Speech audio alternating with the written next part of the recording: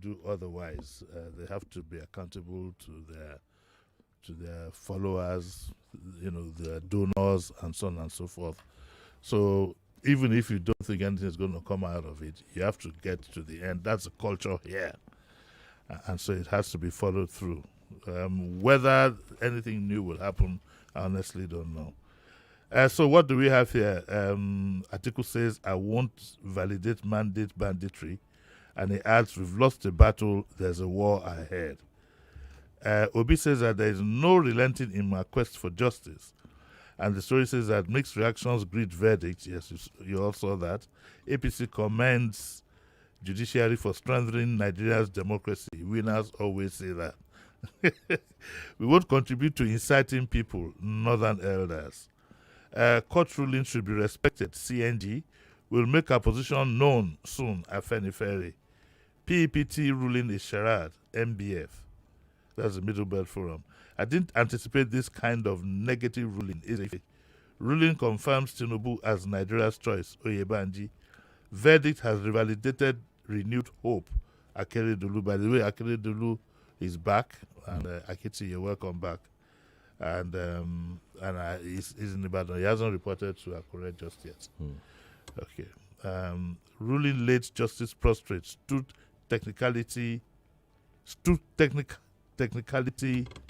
triumphant. Uwazurike. Don't know what that means. Quest for new Nigeria being truncated.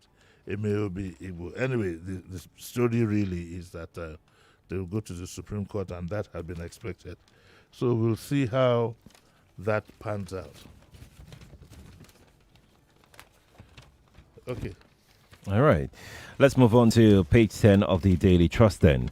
Inside Politics page on Daily Trust, Lagos Assembly confirms 15 cabinet nominees, rejects 3. Well, to be honest, I'd like to, I don't know whether to thank, or I don't know whatever it is, but to thank the APC for intervening, and so that we don't have a crisis on our hands in Lagos. I think we have enough crisis all around than to add that, and there's a compromise.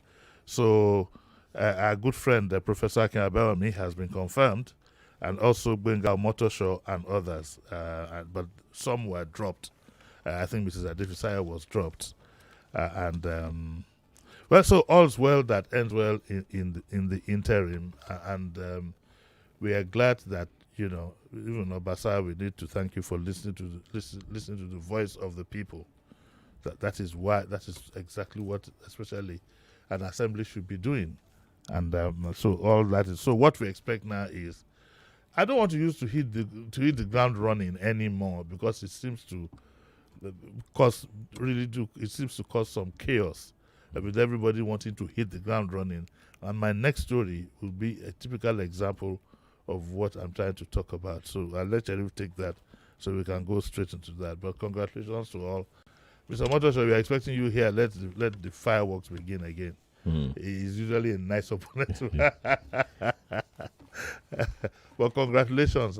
Don't come here. That's a joke now, because they say Jimi Disu is asking for something. We have to wash it. A bottle of champagne is not too bad, is it? Is what? Excuse me? To wash it now. Champagne. It's too early in the morning. Not now, and when no motor show comes. Hey, boy, he's going to come in the morning. Hey, let him leave the bottle and go away. He should go away. He doesn't have to be there when we are drinking it. You want to wash it behind me? If it's too early, I'll let him bring 2. Maybe I'm going to you can wait.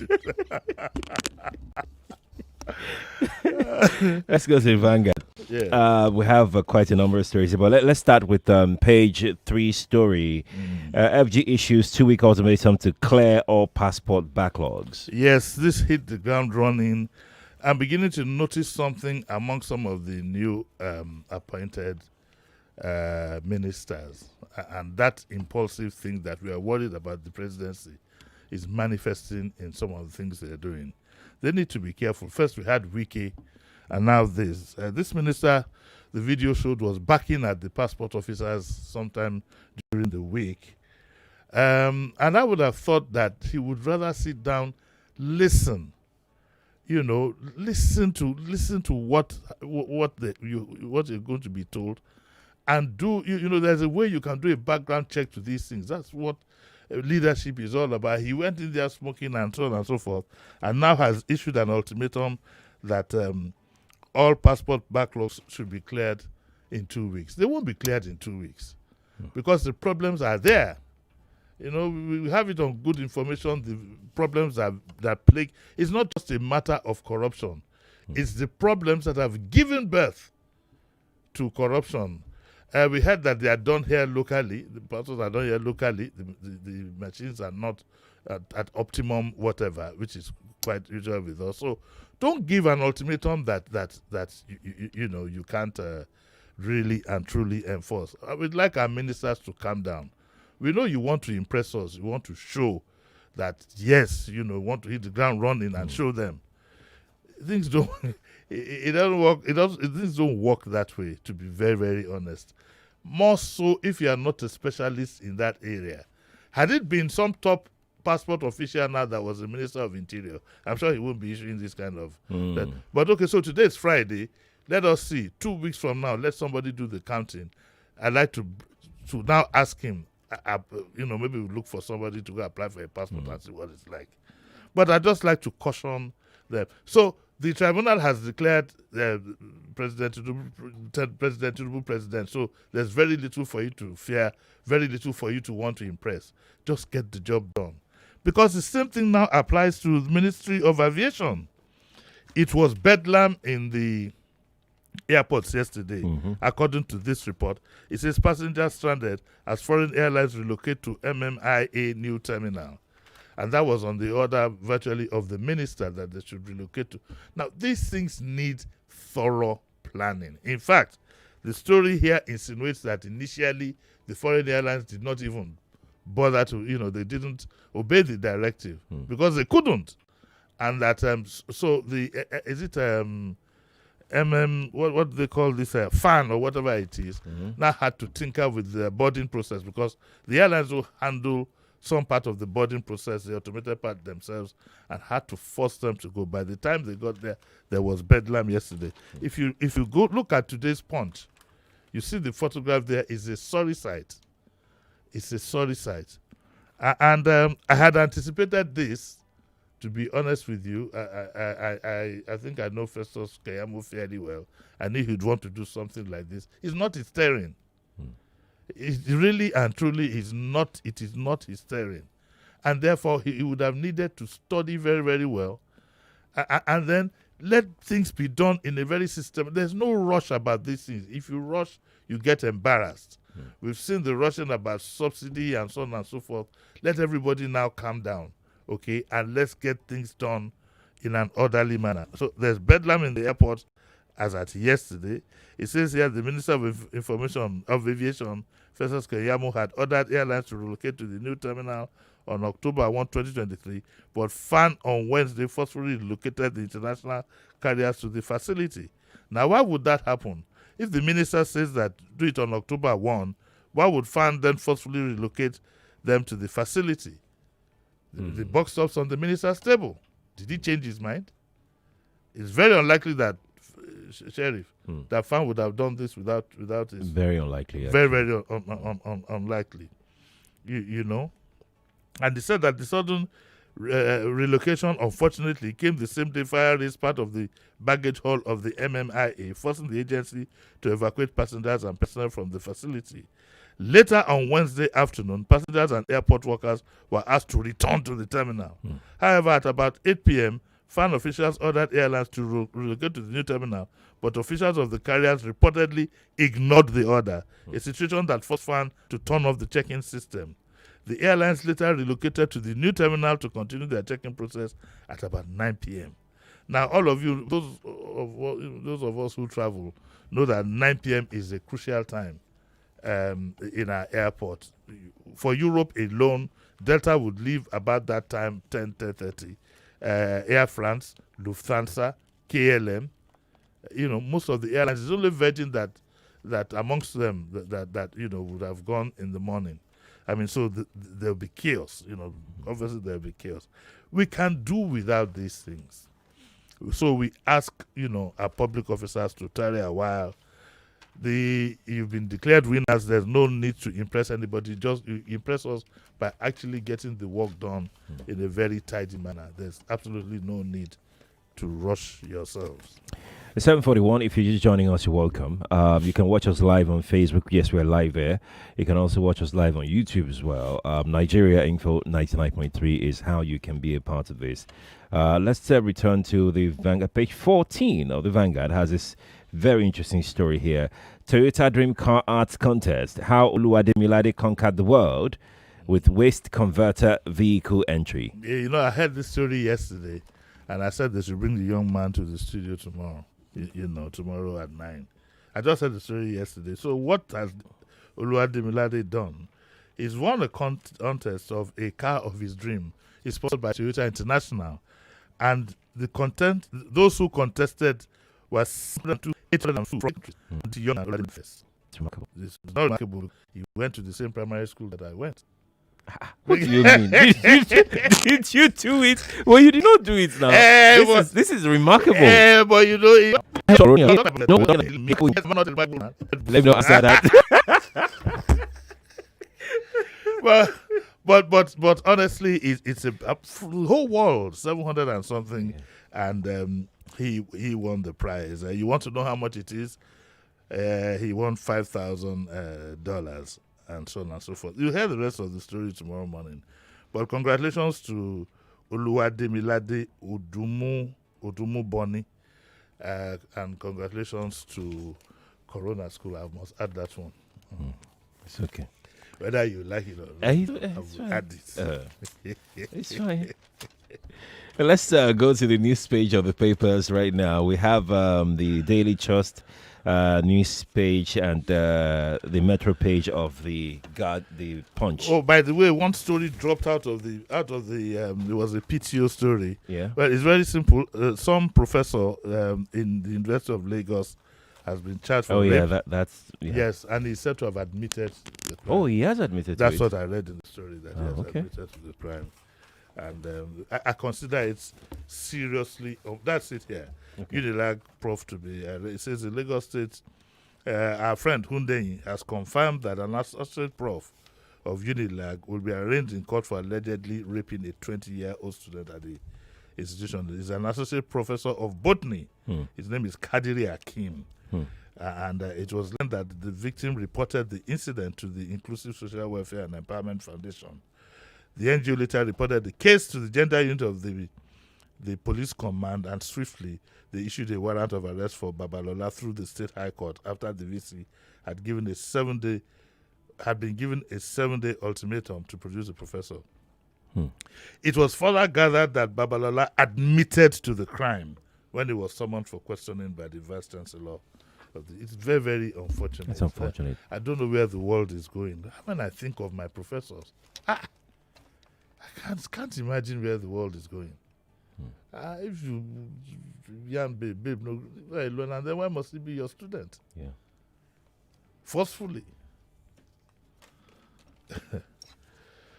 Okay, so organ harvest, police arrest doctor over woman's missing kidney. Here we go again. First it was intestine, then it's kidney. Hey, I hear the NMA in that state is currently investigating that situation. Again, it might not be. I don't think it's an NMA. Well, they can investigate, but in most cases now, it's a syndicate. It's a syndicate, and it goes. I don't know how far up it goes, but it's organized at the lower level disposal of. Because how could they have stolen this man's kidney? Okay, let's see. Let's quickly see it. Yeah. They said that the suspect followed the complaint by the husband of the victim, one Alaji, to the police, where he accused the doctor of harvesting his wife's kidney since 2018. Narrating how the kidney was removed, the husband said, sometime in January, my wife Ken Dekama complained of pains and so on and so forth. We paid the full cost, okay. My wife was sound before she operated, and shortly after the operation, she started complaining of severe pains. We managed the pains for years. Around August ending, the pains got extreme, and they went to Juice, where it was confirmed that one of her kidneys had been removed without her knowledge. Oh, my word. What kind of a country is this, for God's sake? Oh, my word. Oof. Okay, let's go to the other. These are the shockers that we get here in the morning that can completely upset you. Ogoni Chiefs residents flee community over cult attacks. Foyer students demand justice over colleague's murder. I heard her body has been found, and it was found on the campus. Yeah. You bury a dead body on the campus. At the back of a lecture hall or something. The shallow grave. Yeah, of course, that's what's then. Oh my God. I fear for the Nigeria that is emerging, in all honesty, and I say this from the bottom of my heart. I am no longer recognizing, some of these things that happen. I can't believe it's the Nigeria I was born into. How would students bury behind the lecture hall? Hey. Man stabs friend to death over food. Custom intercepts. Oh, that's their job to intercept. Anyway, police arrest 3 clerics for extortion and family cakes. And here, what do we have here? We also have Lagos has blood bank capacity for emergency. I thought this was in the paper yesterday. Okay, so it says here, Eco Disco to embark on mass metering. But please remember that the price of meters has gone up. Yes, it has. I mean, that was released yesterday, so be ready for that. Be ready for that. Yes, be ready for that. What's coming up at 9, though? Have we finished? Yes, we are. Look at the time. What happened? Wait first now. Answer my question first. I had to rush the papers because of what we want to talk about. Oh, okay. At 9 o'clock, I have a lawyer who has become a shoemaker. What? And now, she studied law. Yeah. Practiced law for a while. And today, she's a shoemaker. Oh, nice. A 60-year-old woman. She's a shoemaker. She's been making shoes now for close to about 15 years, but she's a lawyer. That's brilliant. That's really awesome. Now, to what why I had to do that, what I did is let's talk polity, right? No wonder you didn't give me notice. You just want to spoil my money. You just want to know what I know why you didn't give me notice. It took me by surprise. Okay, yeah, let's go on. Let's talk polity. You heard what Atiku said yesterday, Yes. and Obi as well. Yes. I've heard so many commentaries. In the papers, it was stated as well that lawyers, even they themselves, are sharply divided about this, right? And my question this morning is that what should their followers, because this is how we start. Even after the elections, a lot were said. If you've been to, if you took part in Twitter Spaces at the time, you would have thought that the heavens would come down. It'd come down, even yes. before the judgment was laid the other day. You would have thought that the country would crumble and crash. On the day of that judgment, if things didn't go, their way. Yes. Now we are again on another journey, and let's also have that back of mind, is their exclusive rights to pursue this to the Supreme Court. Yes, they have to. No doubt about it. Yes. But how should the rhetoric be? What should be the rhetoric at all times should be peace.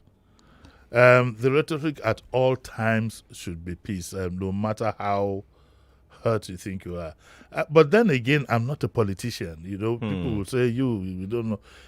I would rather just have said that we are not satisfied with it. I believe a lot in decency in public life. I don't like rough. Even the statement of the vice president was very, very unfortunate when he said he was going to buy rams and whatever. You don't mock people at this time. Very, very unfortunate, very, very un-vice presidential. You won, and you should be extending a hand of peace. The same applies to all of them. The country is not going to fall apart because somebody is not president. I don't believe that should happen. I believe that if you have that aspiration to lead your country, you must first of all, at least at the very least, have a peaceful disposition. You know that court cases will go either way, to be honest with you. And you know that given the situation we have in this country, it's going to be very, very difficult to win this kind of case against a president who is on the seat. That is why some of us are saying that these things, our laws should have been such that all these things should have been cleared before you become. You've sworn in the president. He's been there for 100 days. What? To be honest with you, in a country like ours, what do you think would happen? The man's not just. He's not just not going to sit down. I'm not saying he's done anything. No, but I don't expect him to sit down and continue his work without making any moves. More so him that we know is a professor emeritus of politics. You understand what I'm saying? So it's important that people get an impression from our leaders that you don't want to burn down this country. You want to lead it. And if all kinds of games are played in politics anyway. So I don't like, all of them are guilty of this. The statement of the vice president was extremely embarrassing, coming from a full-grown adult at that level.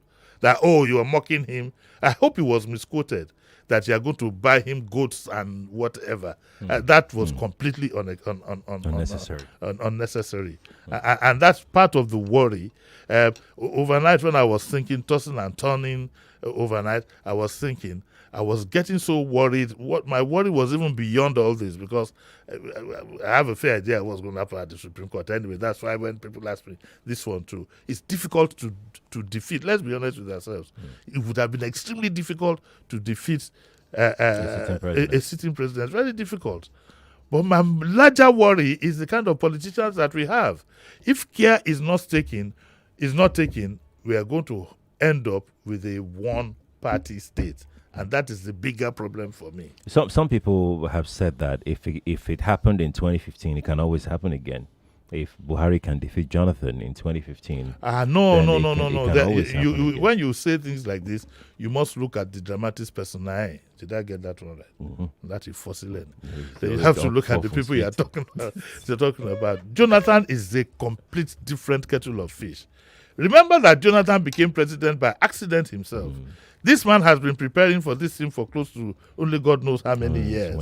Yeah, so he's not somebody that you would say, if the Supreme Court rules in his favor, he will win his second term. There's no doubt in my mind about that. It should be a walkover. Maybe not necessarily out of merit, but you know what you know. Like Ambode said about you. He didn't say anything about me. But if he wins this first four, once there's a Supreme Court ruling and God spares his life, you should be prepared for a Tinubu for 8 years. We have about 5 minutes, and I would like for us to quickly come to Lagos for the second part of our engagement, which is the State House of Assembly that rejected some of these commissioner nominees. Yes. Initially. Yes. They put forward the reasons they were rejected. Yes. And now these same nominees were represented. Yes. And then they've confirmed them. Yes. What changed?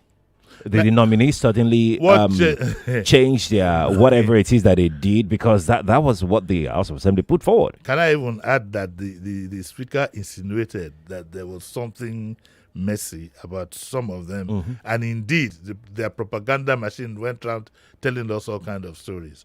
The truth is this: I'm sorry to say, and I don't mean it in an insulting manner, I don't respect Nigerian politicians. I have very little respect for them. It's all about self. I can assure you. So what has happened? Some horse trading has taken place. That's what it is. Some horse trading has taken place. We are not the beneficiaries. They are. Horse trading has taken place. We need to understand the thinking of those who lead us now. We have an unfortunate... These were not the caliber of politicians that fought for Nigerian independence. These were not the Awolowos and the Ziks and the Amadu Bellos and the Tafawa Balewa. We have a different breed of politics. People argue that, the military intervention, caused a break, and therefore some new rich kids came on the block. Maybe that's what it is. But bottom line is, and that is where my problem lies, we have very, very few patriotic politicians in the system. Very, very few. Very, very few. So where does that leave us then? Where does that leave the country? What then lies ahead? I honestly don't know. I don't want to fathom it. I said this thing before the judgment. I don't want to fathom it. But I am, maybe because of my age and what I've seen from behind, maybe the younger ones who were born during Babangida's time and then on would not understand the fears that some of us have. But no country, and I repeat, no country is going to go to an El Dorado the way we run our affairs here. And it's not leaving anybody as an exception. A journey to nowhere. A journey to nowhere. All right, let's end it. You asked me now. I'm sorry. I was sitting down on my own. I'm sorry. Next time, please give me notes. Thank you so much, sir, for coming on. All right, okay. Lagos, that's our show for today and for the week. We're back next week. Stay here with us. Kofi Bartels takes over now on the Morning Crossfire.